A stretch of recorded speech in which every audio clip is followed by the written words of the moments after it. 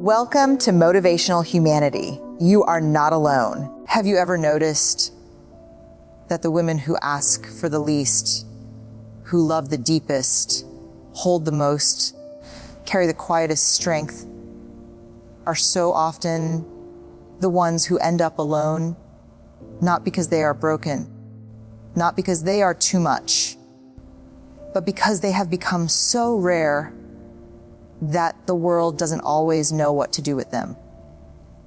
Today, I want to sit with you, just you and me, in the quiet sanctuary of this moment, and I want to tell you the truth that no one ever says out loud.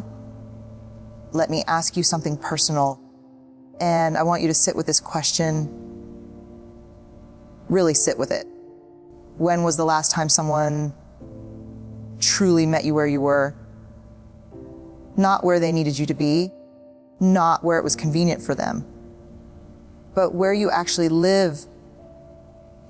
In all your complexity, your wisdom, your wholeness, here is what decades of psychological research, and more importantly, lived human experience has taught us. Independence is not a wound. It is a graduation. When a woman has done the deep inner work, when she has healed the old stories, released the people who couldn't choose her, and learned slowly and painfully to choose herself, she steps into a version of herself that is breathtaking. But here's the part they don't tell you about healing. As you grow into your fullness, your strength, your discernment, your grace, you will naturally outgrow some rooms. Some friendships will no longer fit. Some relationships will feel too small for the woman you've become. And that's not tragedy. That is evidence of how far you've traveled. Because we are the ones told from girlhood to make ourselves smaller, to be agreeable, accommodating, available, to shrink our needs so others feel more comfortable. So when you finally stopped shrinking, when you finally drew your first real boundary, when you finally said, no, not this, not anymore. Some people applauded you and some people left. And oh, the ache of that. I don't want to skip past it because this is where so many of us get confused. We assume that if walking away hurts, we must have made the wrong choice. But healing has never promised us painlessness. It has only promised us truth. The loneliness you feel after choosing yourself is not punishment. It is the price of authenticity, and it is worth every quiet evening. Let's talk about what is really happening psychologically when a high-value woman walks alone. Because I want to be clear with you, this is not a wound. This is not a flaw. This is a very specific, very predictable outcome of becoming emotionally mature in a world that is not always emotionally safe. In psychology, we talk about something called emotional congruence, the ability to be in relationships where what you say, what you feel, and what you do are all in harmony with each other. Most people are not emotionally congruent. Most people are performing one version of themselves in public and carrying a very different reality in private. And when you have done the deep work, the therapy, the journaling, the midnight prayers, the long walks where you face the parts of yourself you didn't want to see, you develop a radar, you can feel incongruence. This is your gift, and it is your burden. Because you can no longer stay in rooms where the conversation stays permanently on the surface. You can no longer sustain friendships built on gossip, competition, or mutual complaint. You can no longer be in a relationship where someone loves the idea of you. The you that is useful, available, easy, rather than the real you. And so slowly, deliberately, you begin to curate your inner circle, not from bitterness, but from clarity, not from a closed heart, but from a healed one. And this is where I need to say something that might feel uncomfortable at first, but I promise it is a gift. Not everyone will be capable of being your life. That is not a character flaw in them, and it is not arrogance in you. It is simply a matter of emotional capacity. Think of emotional maturity like altitude. When you fly at 35,000 feet, you cannot land at every small airstrip. Some runways are simply not built for the wingspan you've developed. And trying to make yourself smaller, folding your wings, shrinking back into the woman you used to be in order to fit where you no longer belong, that is not love. That is self-abandonment dressed in the costume of loyalty. We have to talk about boundaries here, because boundaries are the architecture of your sanctuary. A boundary is not a wall. A boundary is a door, and only you hold the key when you set a boundary with grace, not with anger, not with explanation, not with apology. You are declaring something sacred. This is where I end and you begin. And I respect us both enough to be honest about that. A boundary is not punishment for what someone did to you. It is protection for what you have built within yourself. It is the most loving act you can offer to them and to you. Part fo you're, the 5 real reasons. Now I want to give you the 5 real reasons that the most emotionally evolved, the most genuinely high value women in this world often find themselves walking alone. And as I share each one, I want you to notice which ones make you exhale, because that exhale, that's recognition. That's your soul saying, finally. Someone named it. There is a version of togetherness that is built entirely on performance. It is the relationship where you smile when you don't mean it, where you say, I'm fine, because the real answer would take too long or cost too much. Where you laugh at the right moments and hold your tongue at the wrong ones. You used to be very good at this. We all were. It's called survival. But at some point in your journey, perhaps after a loss that brought you to your knees, or a silence in the night that asked too many questions, you decided you were done performing, done pretending, done making your pain small so others could stay comfortable. And the moment you stopped performing peace, some people did not know what to do with you because they needed your performance. They were comfortable in it. Your authenticity threatened theirs, so they left, or you left. Either way, that empty space. It was not abandonment. It was liberation. There's a particular kind of woman who doesn't need to fill every silence, who doesn't need to win every argument, who has learned that the most powerful thing she can do is often nothing. This terrifies people who are still running from themselves, because your stillness holds up a mirror. Your composure becomes a reproach to their chaos, even though you intended nothing of the kind. Your peace is not passive. Your gentleness is not weakness. Your quiet is not emptiness. It is fullness. And yes, some people will call that coldness. Some will call it arrogance. Some will tell you that you think you're better than everyone else. Let them tell that story. You know the truth. This one is important, and I want you to receive it without deflecting. You love completely, not possessively, not needily, but fully and without reservation. When you choose to love, you show up, you remember, you notice, you stay. And the paradox of this kind of love is that it can be overwhelming to receive. Some people have never been loved like this. They don't trust it. They become afraid of it. They wonder, what does she want from me? Nobody loves like this for free.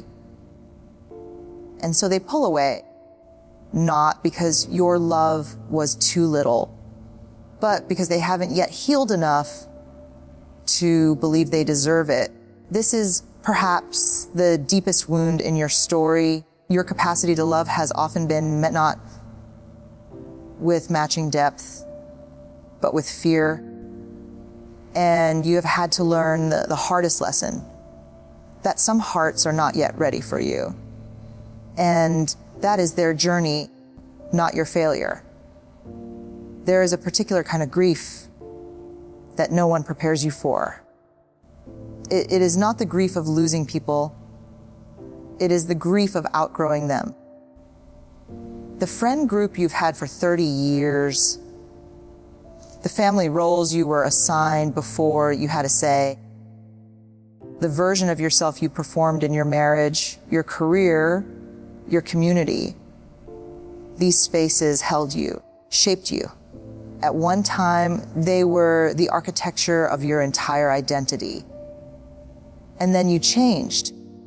You changed because you were brave enough to go inward, to ask the questions that make a comfortable life very uncomfortable. Is this really me? Am I living my truth? What would I do if I stopped being afraid? And when those questions get answered honestly, your life rearranges itself. Some people will say you change and they won't mean it as a compliment.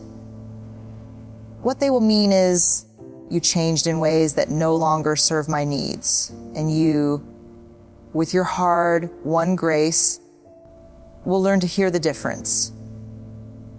And this fifth reason is perhaps the most important of all, because this is where the women who walk alone divide into two very different kinds.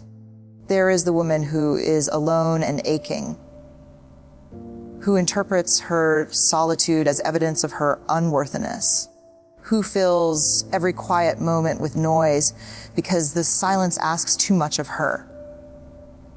And then there is you, the woman who has learned, not easily, not without tears, not without 1,000 dark nights, that her own company is worth having. Solitude is a sanctuary. Loneliness is a prison. And when you have learned to build the sanctuary within yourself, when your own presence feels like enough, when a quiet evening with your own thoughts feels like nourishment rather than punishment, you have arrived somewhere most people never reach. She is not alone because no one wanted her.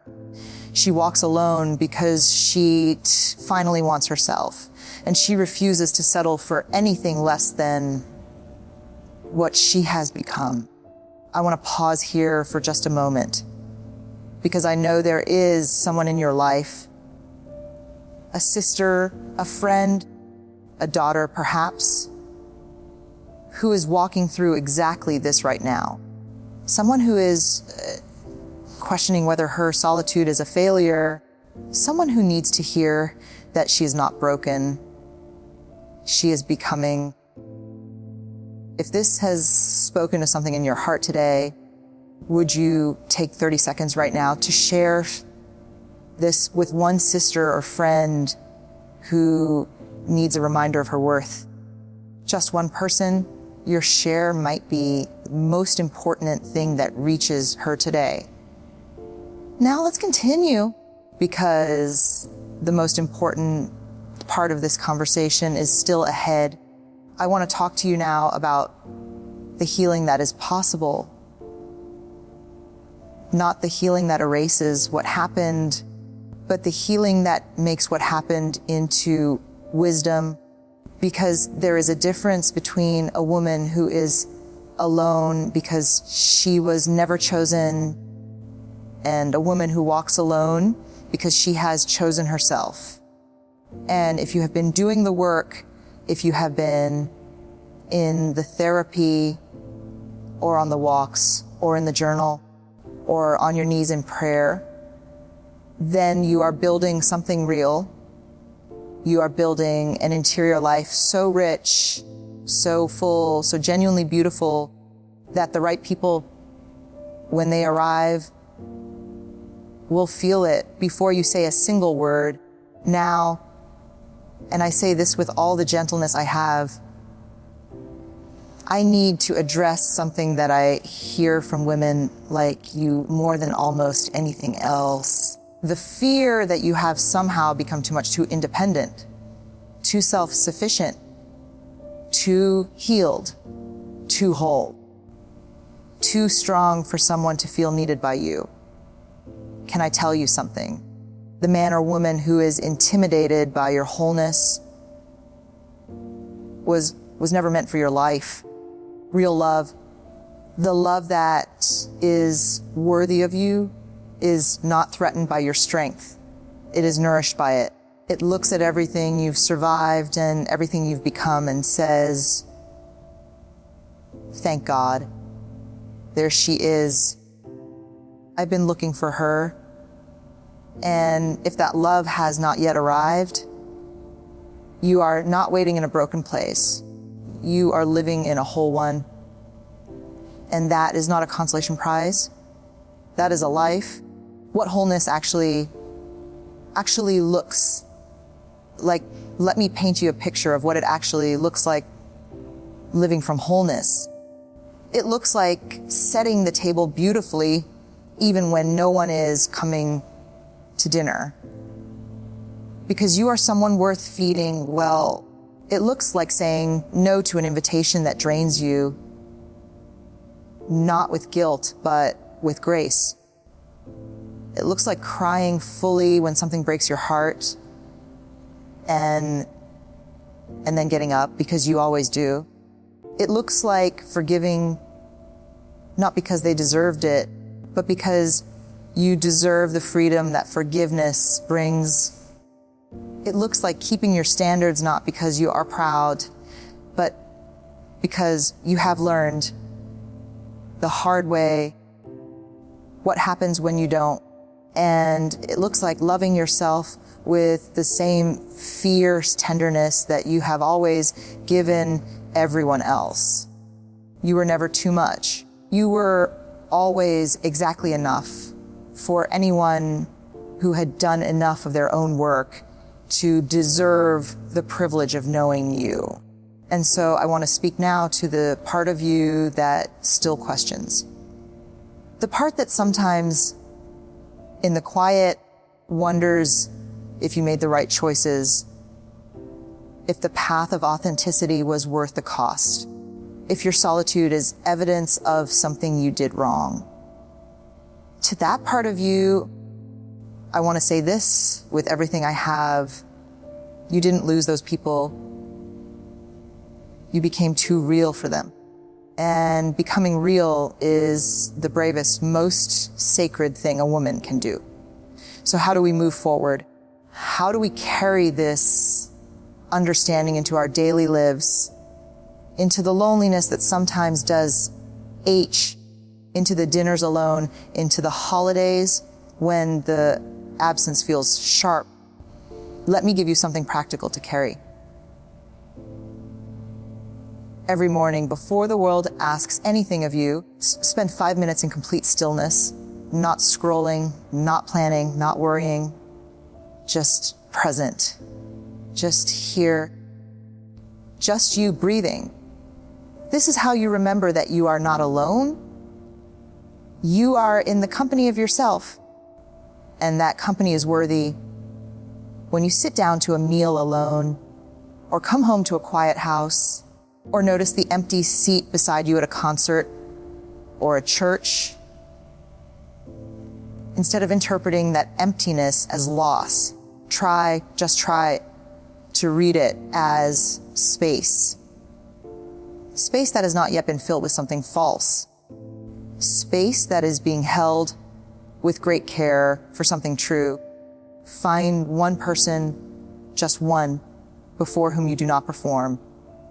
A friend, a therapist, a pastor, a journal, your God, someone or something that receives all of you without editing, without apology, because we are social creatures by design. We were made to be known, and being deeply known by even one, changes everything. What you deserve to know about your own worth. I want to spend these next few minutes telling you something that the world has perhaps not told you enough. You are a woman of extraordinary worth, not because of what you have accomplished, not because of how you have raised your children or served your community or endured your hardships, but simply because of what you are, because you feel things deeply and have not let that depth harden into cynicism, because you have loved in places where love was not returned and still kept your heart open, because you have survived seasons that would have permanently silenced lesser souls, because you are here right now still willing to grow. That is not ordinary. That is extraordinary. You have not arrived at this quiet place because life forgot you. You have arrived here because you were brave enough to stop settling for less than what you have become. That is not loneliness. That is legacy. You are building a life, not waiting for one. You are growing a wisdom, not apologizing for it. You are carrying a grace that took decades to earn, and it shows in the way you move through a room. And to the woman watching this who is afraid she is running out of time, afraid she is too set in her ways, afraid the best of her story is behind her. I want to say this clearly from one woman to another. Some of the most extraordinary chapters of your life are still unwritten. Before we close today, before I offer you the affirmation that I have been holding for you since we began, I want to ask you one more time. Is there someone in your life who needed to hear this today? A sister who is questioning her worth? A friend who is walking through her own becoming? A daughter who doesn't yet know what a treasure she carries? Please share this with one woman in your life today. You don't need a long message. Just send it with, "I thought of you." Those 3 words might change her day. They might change her life. And it will cost you nothing but 30 seconds of love. May you know in the deepest room of yourself that your solitude is not your sentence. It is your sanctuary. May you forgive yourself for every moment you made yourself small, and may you never make yourself small again. And the goofy, may the people in your life love you at the level you have loved yourself into being worth. And may those who cannot, release them with grace. You are not too much. You are not forgotten. You are not alone. You are exactly as you are right now in this moment.